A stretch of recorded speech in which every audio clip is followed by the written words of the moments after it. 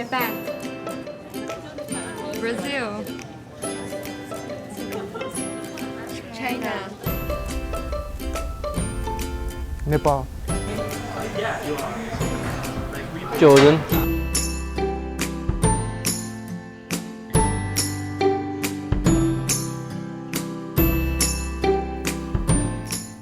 Hello and welcome to AU Global. I'm your host Martina Baca.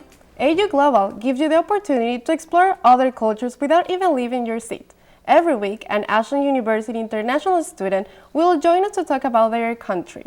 In today's show, we will explore a country famous for its carnival, its soccer team, and it's the only country in South America that does not speak Spanish. Let's welcome our guest, Daniela Alves.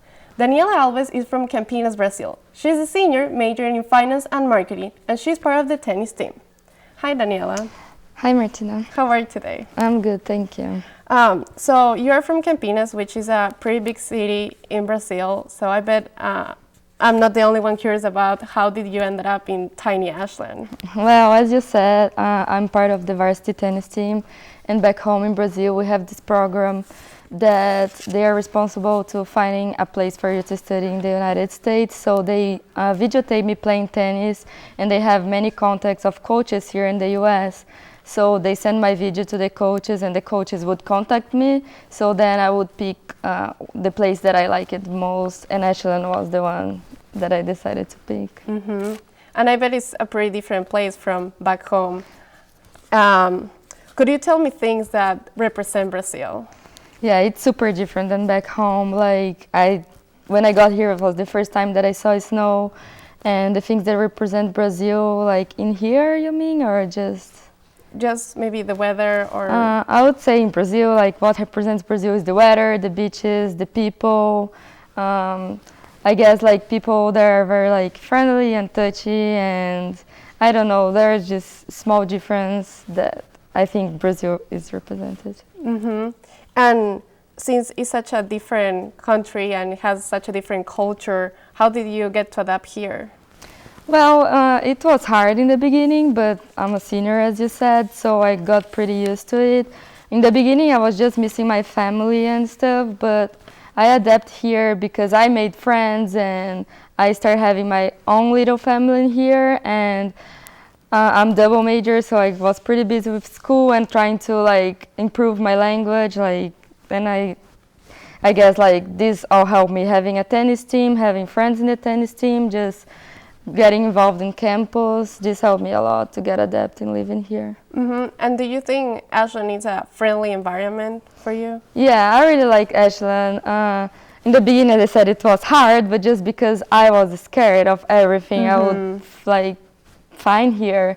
But yeah, it's a pretty environmental, like friendly environmental place, and I did so many good friends that I will take like with me when I go back home forever. So could you tell us which are the major difference between Brazil and the States? I would say, I mean, the United States in general, there are like a lot of difference, but if we say like in Ashland, I would say the weather, for sure. I guess in Brazil, as I said, people are smiling all the time. They are like touchy, they are like super friendly. They want to do things for you without you even asking. I would say like the laws, like in Brazil, people don't follow very good the laws, and that's a thing that we are trying to improve. The school system is very different. Like in universities, we don't have varsity teams. We just play sports if we want to.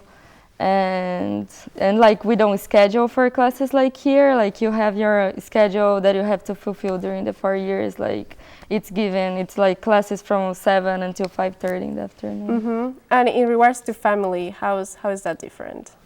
I would say family because, as I said, I'm really a family person.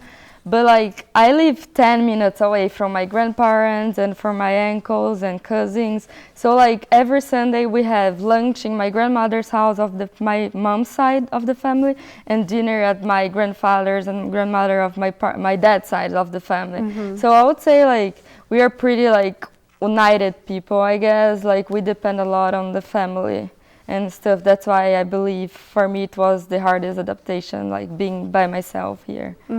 So how do you do it? Like now you're thousands of miles away from home and from family. Well, the technology now is super good. Like I remember my freshman and sophomore year, like the iPhone didn't exist, or I mean freshman year, yes, but sophomore year, I don't know, like with the technology, just Skype, FaceTiming and talking, like this helps me a lot. That's what helps me keep going because I'm always in contact with them. And if you could bring one thing from Brazil to the United States, what that would be? Well, the weather, it's hard, but I would for sure want the weather.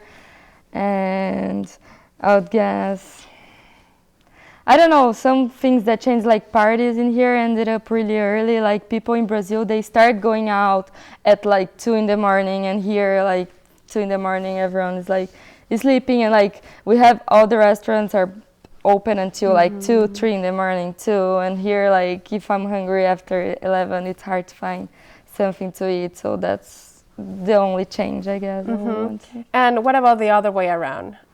If you could take something from the States and take it to Brazil, what that would be? I would say how people follow the rules, how people like, I don't know. I mean, I don't want to say that in Brazil people are not very honest, but like here they just follow the rules pretty strictly. And I don't think in Brazil this happens, like regards to traffic, to like how people driving there is just insane. And here there's like police walking around every time. And in Brazil, we don't have that. It's super different. So our final question, would you recommend other international students to study abroad?